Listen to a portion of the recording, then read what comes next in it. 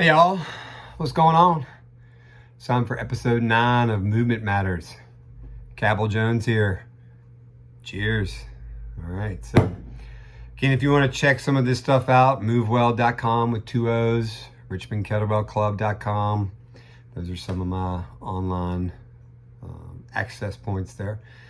And then also on YouTube, you can check out both of those two things as well. You're here on this one, so RKC also has one with a lot of demo videos and things like that. richmondkettlebellclub.com or Richmond Kettlebell Club on YouTube. So anyway, there's the plug for me there. All right, let's get into it. Swing.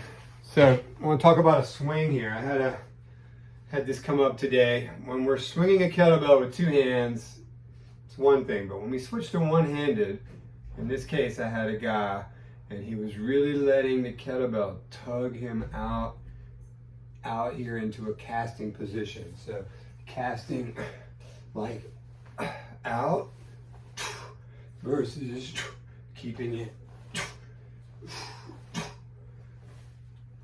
tight in on the side, not letting it pull you out. So when you're doing your swings, make sure you don't let those pull you out into a casting position. Keep that arm back, keep that lat back, hold it with your armpit, not your trap. Same as we talked about in the previous episode. Go back and check it out. Yeah, so that's for the swinging. For the squatting, let's see. Had a guy and we were talking about squatting in low gear. So what does that mean?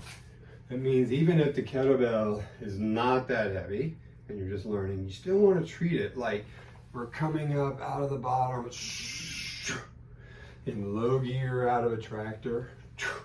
We don't want to be kind of doing this popping up and down and bouncing.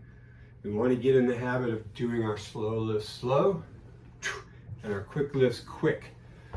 So when you're doing that squat and coming out of the bottom, think out into low gear of your tractor and grind your way out in slow, steady power.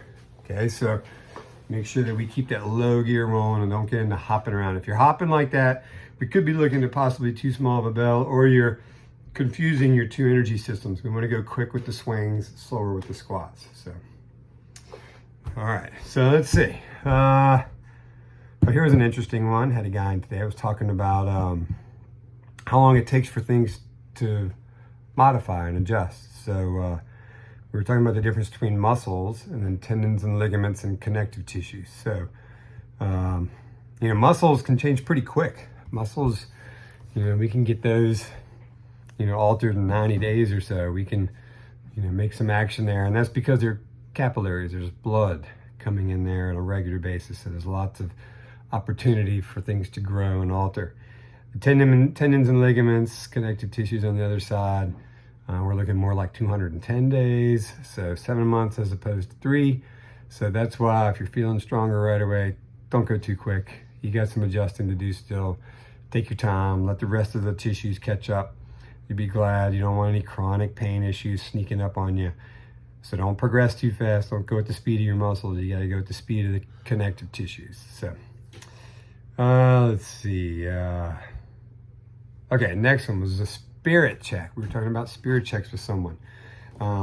Essentially what we're talking about with spirit checks, and kettlebells are good at this, is, for instance, with high rep swings, you probably could do one more, but you gotta really want it. So it's a way to check your spirit, see if you're as motivated as you may think you are. And it's a good way to take a look at yourself to see if you can dig in when you have to. Same thing goes, today was happening in a rack carry with someone.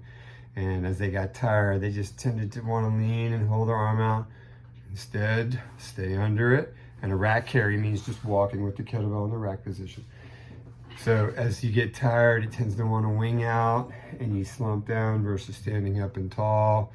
So as you're doing those rack carries, it's another good opportunity to check the spirit. As you get deeper into the time period, you'll find it's pretty easy to want to get lazy. Stay strong, keep it up. That's right, keep the spirit strong. So All right, let's see. Next one today, relative motion. I had someone asking me about relative motion, what I was talking about. We were doing the head and neck drills, which we talked about a few episodes ago. But if you think about it, another way to think of relative motion is this. If I keep looking there and spin my shoulders underneath my head, it's the same motion in my cervical vertebrae. You've got one where you're turning this way and one where you're turning this way. But either way, the space right here between these two is the same. They're spinning on each other. This came up when I was talking to someone about a golf swing. They were in here and their shoulders were here. So you're essentially looking over your left shoulder. And as you swing through and come through to this side, you're now looking over the right shoulder. Now I didn't spin my head, but my head went from the left to the right. So when you're thinking about motion, it's not just the one you're seeing. You also have to be thinking about the relative motions that are going on at that joint. So lots to it, lots to think about. So there's a reason why we do some of these things. It may not make a lot of sense at first, but a lot of it has to do with understanding what's happening there relatively. So let's see, workout density came up. Basically that refers to, having a lot done in a short period of time. So it's very dense, but it's not a really long, drawn out thing. So for instance, double kettlebell complexes where you may have 2 kettlebells and you run several things in a row. You do several drills in a row without putting the bells down. You get a lot of density, you get it packed in, you get a lot done in a short amount of time. So anyway, that's that. I'm gonna get out of here before we get too busy. The room here in the back looks like somebody's getting going, so I'm gonna cut out and let them take the room. Cabell Jones, Moovement Matters. I'll talk to you soon.